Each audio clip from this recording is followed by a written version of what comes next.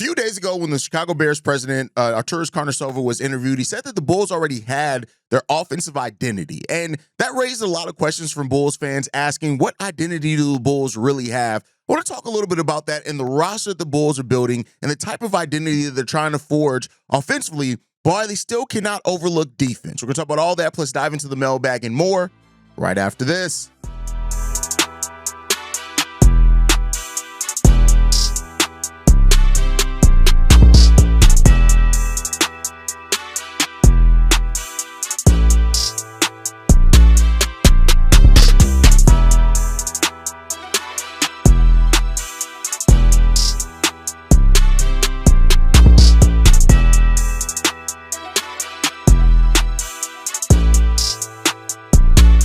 What's going on, Bulls fans? Welcome to another episode of Chicago Bulls Central, your number one spot for everything Chicago Bulls related. I'm the host, Hayes, but more importantly, you guys can follow the channel at Bulls Central Pod on every social media platform we happen to be on. With that said, let's go and get into this content today, y'all. And I want to start this episode off. We're going to get into the mailbag. It's mainly going to be built around your voicemails. Got a couple of first-time callers or rare callers in there that I want to mix in, but I want to start off with this identity thing, right?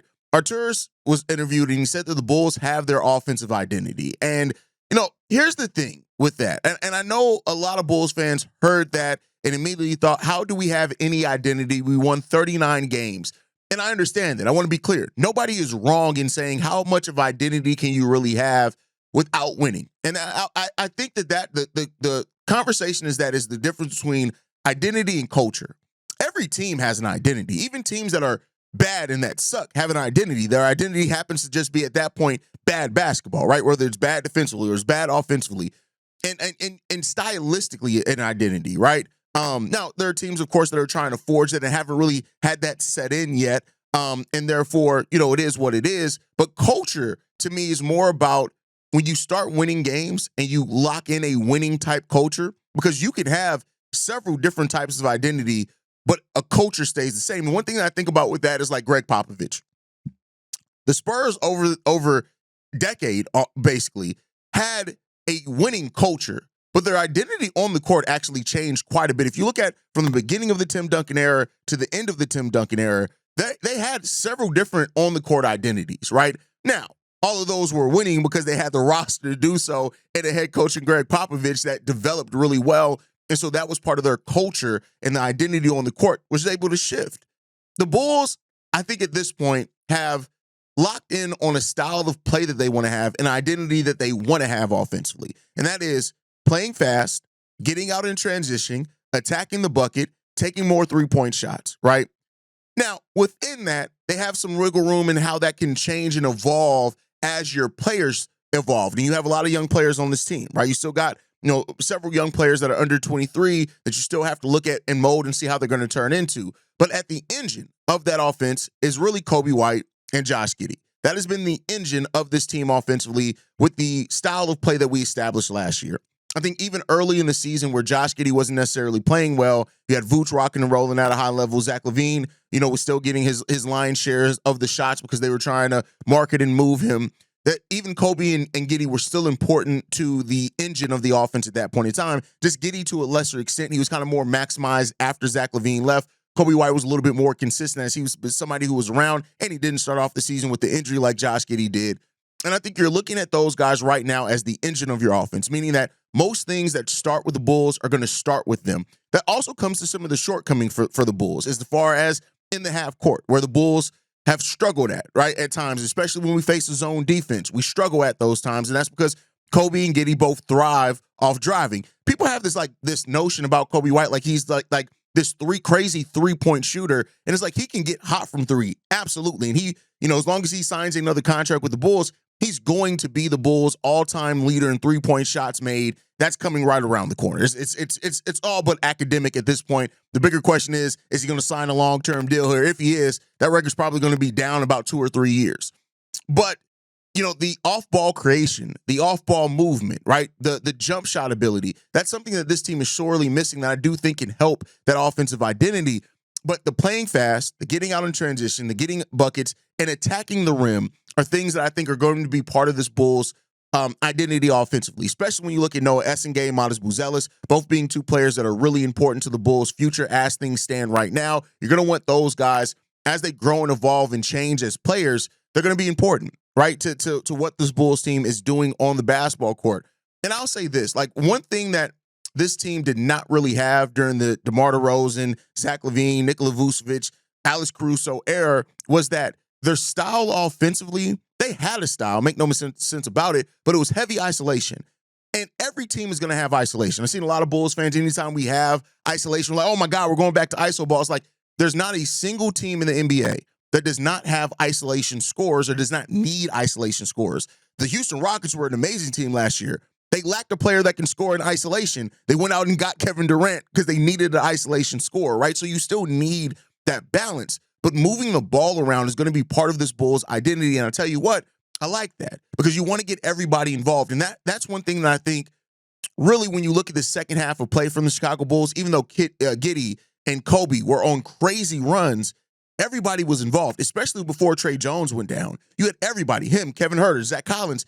Everybody was involved in touching the ball. And when you do that, that keeps defenses on their heels. Yeah, you have your main two guys you know your offense is going to start and generate from. But when your whole team is a threat, especially as you get in transition, it makes the defense have to be honest and aware of where everybody is on the basketball court. And that's one thing I got to commend Billy Donovan for. And you guys know I'm not a Billy Donovan.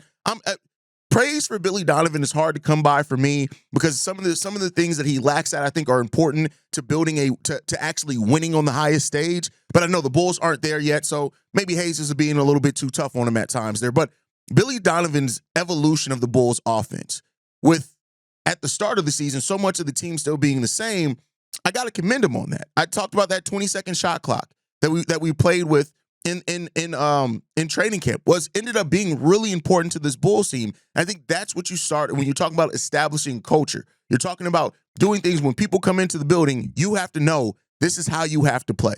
One thing that I always say, and I always like to go back on, is that Jaime Jaquez, who was a player that took a bit of a step back last year, but when he was in his rookie year, and so many people were like, hey, Jaime is having him a really good rookie season. He looks like a guy on the uptick. He said, hey, I had to learn how to be a Miami Heat player first and then play NBA basketball second. And that, to me, that is one of the perfect quotes when you understand that a team has a culture and a style. And I think that's going to be important. And that gives you the vision on how you're building your team, which leads us to our next thing. Are the Bulls building the right roster to the style that they want to play? And I got to give them credit. Yes. Now, we got to wait and see what's happening with Josh Giddey and his contract situation. But for this conversation, I'm assuming Josh Giddey's coming back. If he's not, we'll revamp the conversation. And I even think you're seeing that even if Josh Giddey is not back, you can still keep the same style. It has to change a little bit, but you can still see the same style. But we're assuming Josh Giddey's coming back because it's still the most likely thing. Rebounding defensively. When you look at the Bulls' projected starting lineup, Josh Giddey, Coby White, whether it's Ayo, Isaac Okoro, or Kevin Huerter, they're at the 3. You got Matas Buzelis, Nikola Vučević. That's your projected starting lineup. What's the commonality that you see there? Good rebounding for their position. Matas Buzelis needs to get a little bit better than that, but we saw towards the end of the season as he started dealing with the physicality better, we started seeing, hey, no, he's starting to be a much better rebounder. You look at the last couple of months of the season, almost 6 rebounds per game over the last couple of months of the season, whereas earlier he was averaging 3. So he almost doubled his rebounds going towards the end of the season. But he's a question, and I can admit that. But other than that, like, really good positional rebounders. And when you get that, all 5 players being good positional rebounders, what does that do? That gives you more opportunities to get out in the fast break. Then what do you need to do in the fast break? You need to have solid passing. When you look at this, almost everybody in that starting lineup are solid to smart passers. Josh Giddey, Coby, we already know. Ayo Dosunmu, amazing passer in transition. That may be what puts him in the starting lineup. On that, on top of his defense, what we shall see there, even if it is Kevin Huerter. I think Kevin Huerter showed last year he can be a smart passer in the team concepts. Matas, really smart passer. And we already know Vooch, especially when you get in the half court, a really good passer on top of that. Going even into the bench, Trey Jones, really good passer. Zach Collins, a smart passer, right? So you have those type of things. Dalen Terry, really good in transition too. When the half court gets there, it's a little bit shaky at times, right? So you're seeing a commonality in we want players that can move the ball around, right? So that's a commonality there as well. Attacking the rim. Josh Giddey, Coby thrive off driving to the lane. Ayo Dosunmu was really all over the place with his And I mean that in a positive way. He can do a little bit of everything offensively. Kevin Huerter's more of a floater. He likes to shoot out there on the outside, provide that spacing. Matas Buzelis is a lob threat right away, as is Noah Essengue. And Matas Buzelis, I think even more, is going to have those isolation opportunities next year. Vooch really isn't an attack the rim guy, but he's a post guy that gets his buckets near the rim. So that's really good there as well, right? So you're seeing that, again, that commonality in what we're having here. The Bulls seem to actually have a vision in building the roster, and I'm starting to see that vision. And maybe that was what they had before. When you look at Dalen, when you look at Julian, when you look at Patrick Williams, there was some commonality there as well, but I think, Patrick Williams just never really evolved. He never really grew as a player. Dalen, so how good is Dalen actually going to be as a player? That's still a question there, and same thing with Julian, right? But they still do have some upsides. And then for the bigs, physical bigs, it seems like that's the route that we're going, but the Bulls still need that defensive more big, that roamer if they're going to have Giddey and Coby as your backcourt. We don't have that yet. But when you look at it, Vooch, Zach, Lachlan Alberg, right? Now, Lachlan is probably not going to get in an NBA game yet, but there's some commonality in how they can get to the rim. Zach and Lachlan more physical than Vooch, but people like to talk about Vooch as if he's like this big softy. Vooch actually gets physical once he's locked into the game. You just got to feed the big man pretty consistently. So I think that this Bulls team, I'm seeing the vision on the identity that they want to have offensively. The question now is, how are they going to have enough defense to overtake that? Because the Bulls, we lack defenders. Ayo, Noah Essengue, Isaac Okoro, Dalen, right? Patrick Williams are really the best defenders on the Bulls roster right now. Matas is going to grow defensively, and I think we saw a little bit of that.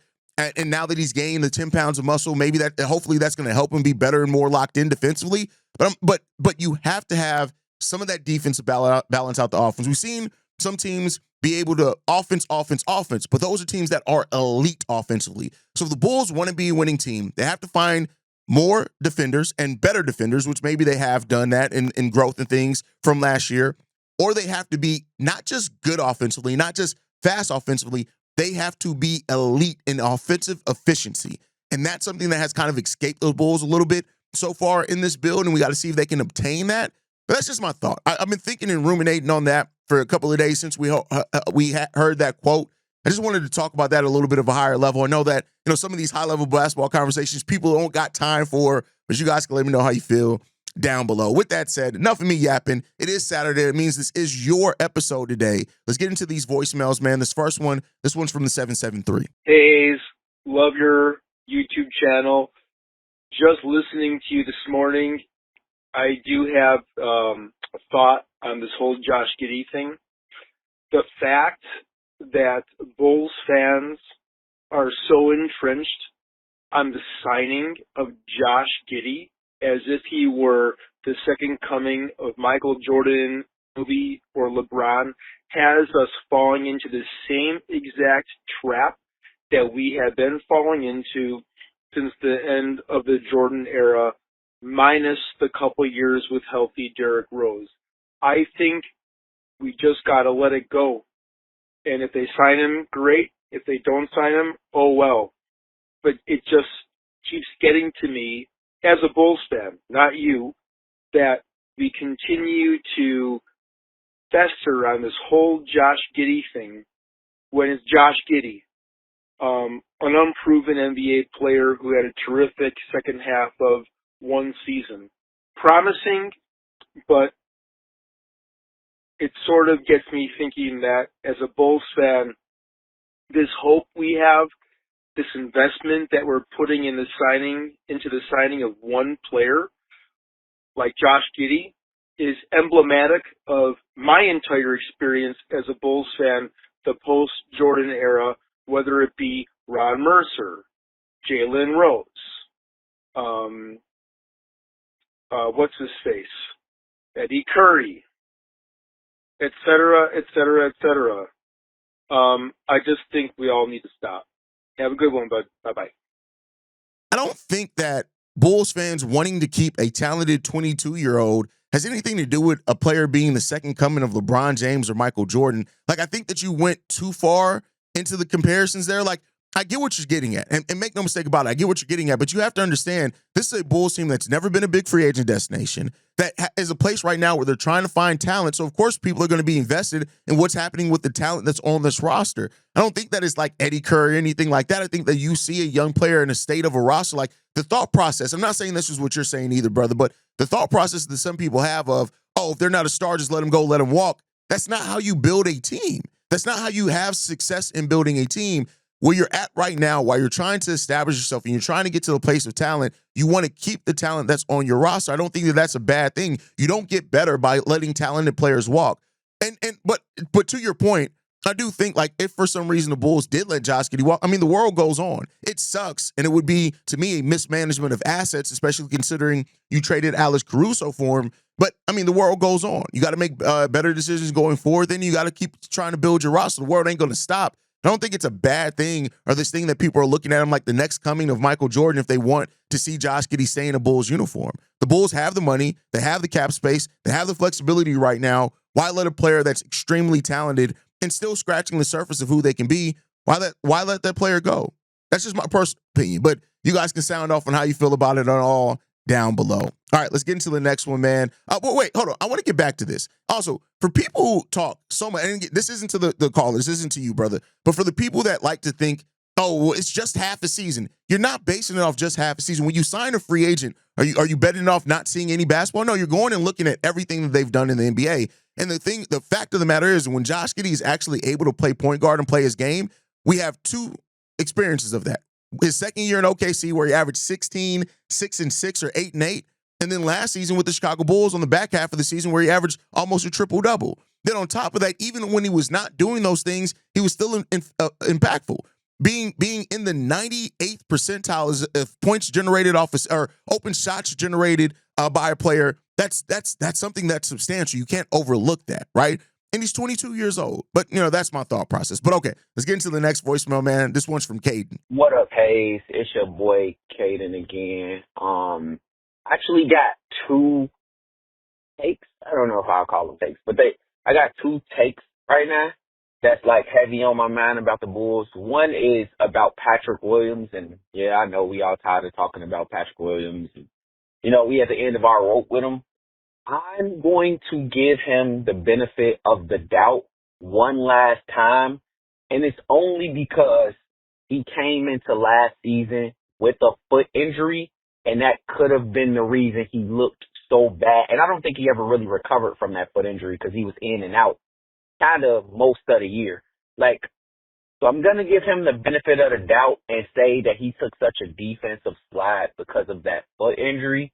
And we'll see what happens this year with Patrick Williams. But this is absolutely the last year that I'm like, okay, give this guy a chance to do what he do. And I understand why Bulls fans, and you even said you were kind of out on him. I understand why Bulls fans are out on him. But, I think we should give him, at least the first half of the season up till All-Star break. I think we should be patient with him through All-Star break. My second take is, and maybe it's not such a crazy take, but my second take is, I think that the league, everyone in the league, and a lot of the media underrate the Bulls core. I genuinely think that we have a comparable core to some of the better young teams in the league. Obviously, the OKCs and Rockets are kind of out of our stratosphere, but some of the better young cores in the league, I think we are comparable to those teams. I think things haven't shaken necessarily right for us, but when you really think about it, we spent the whole half a season with veterans who didn't fit our young core on the team, and all of these things, all of these moving pieces happened and all of this uncertainty, and we still squeaked out 39 wins. So I'm excited, bro. I'm excited for what the Bulls could be. And I know a lot of people are down on AK, but I don't know, man. He might have sneakily been making really good moves lately, man. But that's just it, bro. Let me know what you think about the Patrick Williams thing, man. As always, thanks for what you do, bro. I'm about it. Being patient with P. Will, and after there's been a lot of people recently that's brought up the fact that P. Will started off with a foot injury. And in fairness, maybe that is what we saw the defensive slide from him last year. Maybe that is why we saw a little bit of that. And, Patrick Williams is going to be on this roster. But I do think as the Bulls keep adding more forwards, it's making him less and less prioritized. So he's going to have to really lock in if he's going to want to be on this team. And, be patient with him. Okay. I mean, let's see what happens with him. Like I said, at this point where I'm at with P. Will, it just comes down to I'm not expecting much. If I'm surprised, if I'm wrong, if he comes out and shows us something, great. I'm not going to have any problem with that. I'm just not expecting it, hoping for it or any more when it comes to P. Will. Just if you're going to show us, show us. Now, as far as the Bulls' young core, let's look over that for a second. The Bulls have Josh Giddey, Matas Buzelis, Noah Essengue, Julian Phillips, Dalen Terry, P. Will as players under 23, if I'm not caught off on the ages. You have then Coby and Io that are a little bit older than those guys, right? I guess you can include Jalen Smith in that as well, as he's still a fairly young player himself. But that's it. That's a solid potential core. But I think you've seen kind of more proof of concept with some of the other young cores. Julian and Dalen are still guys that are still really proving what they can be at the NBA level. P. Will is a player that right now most people are disappointed by his output. Matas and is a player that's on the upside. We all like to see what he's played 1 year so far. Noah hasn't officially taken an NBA court yet, and we don't know if Josh Giddey's going to be back in a Bulls uniform. So we have some talent, some young talent on this team, and there's still talent that's still trying to find their way. But we'll see how this core is viewed after the season for sure. As far as AK's making some solid moves, yeah, I think that is more than what people are willing to give him credit for, but he's going to have to show it off and do it consistently, because one thing with AK and that we've seen so far is that he made some solid moves, and then he stayed stagnant for 3 years, right? You can't stay stagnant. So he has to keep it up. And then I do think some Bulls fans will start coming around on what AK has done or not done, right? But all right, let's get into the next one, man. This one's from Rob. Hey, Hayes. It's Big Rob. Many blessings to you, my brother, and to you and your family. And my condolences to you as well as the family. So, keep my prayers with you. I wanted to say this to you. I was just watching you talk about Patrick Williams, and one thing I will say about him is that I think I'm more disappointed in him because you can see he has the potential, but then potential after 5 years is like, well, do you even want to be successful? And I'm not saying that to be disrespectful in any way, but taking it from this approach, if any job you see the Julian Phillips, you see Noah Essengue, you see them just slowly just getting more forwards consistently, and then you're seeing yourself slowly being pushed out. The only way I can see him even getting into the rotation and staying in rotation, unless he literally is busting people's ass in training camp. That'd be the only way I can see him being convincing, and even then, I just don't think that's his personality. And I don't think he has that drive. And I hate saying that about a player, but at the end of the day, he hasn't shown anything to us and to himself that he wants it. And I don't even care about the money at this point. Obviously, when people say he's one of the worst contracts in the NBA, I mean, that's an opinion. There's plenty of players I think that don't deserve the money that they have because they haven't lived up to the contract. But that's neither here or there. My thing is, he has to show he wants to be in the NBA, that he wants to be involved, that he can carve a role for himself. He doesn't have to be an all-star, but he damn sure can be reliable, like you said, 3-and-D. But if he's not willing to put that effort in being that guy, then it's not going to be too long until he's out the league. I hate to say that to some players because he's so young still, but he's got in time. He's been given opportunities. I just feel like it's a little too late, at least in my opinion. And if I'm wrong, please let me know. I respect your opinion. Many blessings to you. God bless. Peace.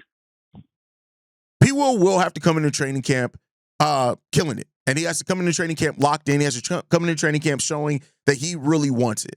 And maybe that's there in him. Again, I at this point in my personal journey with being a Bulls fan, I'm over P. Will. But that doesn't mean that I'm out on P. Will, right? Those are two different things. I'm over P. Will, not out on P. Will. I still do think that there is some talent where P. Will can absolutely help a basketball team. He just has to be more consistent in his execution and in wanting it and in going out there and attacking. And so we'll see if P. Will can do that.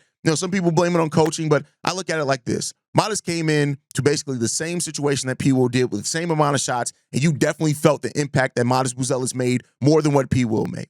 So for people that's like, oh, it's coaching. Coaching didn't prioritize him. Matas wasn't prioritized either. So, I can only give so much excuses for things like that. But if P. Will comes into training camp, he's going to have to earn it because there are people that are going to be looking. No, Essengue is not coming into training camp with the mindset, oh, I'll be in the G League. He's coming into the training camp with the mindset of, I'm about to show these coaches, no, you need to play me. And if Noah does crack that rotation, that's going to be less and less opportunities for P. Will. So we shall see what happens, Rob. But great voicemail. All right, let's get into this next one, man. This one's from Reggie. Hey, this is Reginald calling in after seeing your video about Josh Giddey and his contract negotiation. $10 million is a lot to be apart. And while I understand the Bulls wanting the low ball, I think we all know that he was never going to sign it for $20 million. I would have offered like a 5-year, $120 million deal right off the bat. Work it up to, $27 million a year. But if he would have moved off for 30, I probably would have agreed to it. But instead of 5 years, 150, I probably would have done like 2 + 1 with a team option on the third. This way when he's like 26, he's a free agent and he'll probably sign like a $50 million deal.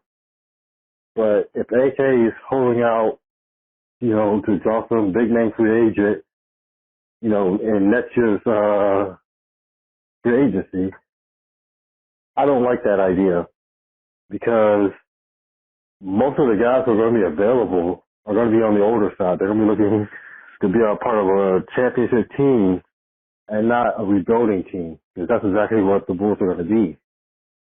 Now, I don't want to say that, the Bulls are a terrible place to go for free agents, but, our history, it just says that the Bulls and its front office has a terrible reputation.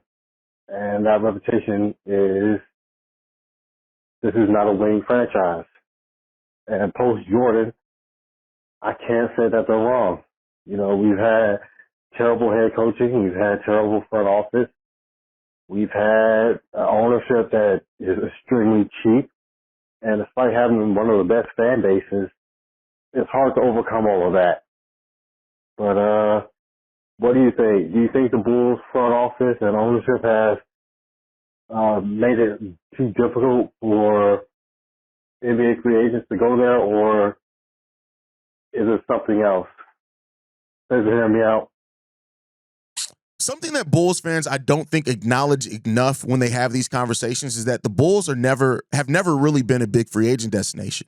Never really been a big free agent destination. And so because of that, how you treat your players in the negotiations, it matters. And it matters to how you're viewed around the league. I remember Dwayne Wade at one point was talking about like, even way before he signed with the Bulls, he was like, yeah, all I know is that some of my favorite players aren't with that organization, and like raised questions. Like there have been times in agents, I think people forget that agents talk to each other as well. Like if you have a tough negotiation with your player and agents like, yeah, negotiating with the Bulls was fucking terrible. Like those type of things play a part into it. So I think how you treat players matter in negotiations, and even if they are on the way out, how you treat those players on the way out matters as well. That goes to that culture thing. The Bulls don't have that. So of course it's going to be maximized and things like that as it goes forward. And that's part of the problem with the franchise.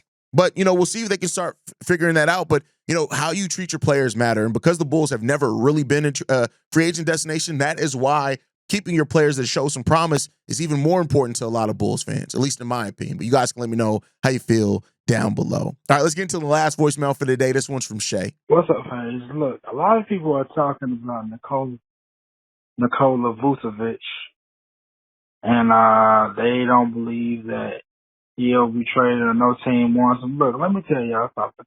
18 and 11 is, or 17 and 11, whatever he averages, it's very hard to do, especially for big man nowadays. And I believe that a team such as the Golden State Warriors, due to the fact that they don't have an inside presence, a team like and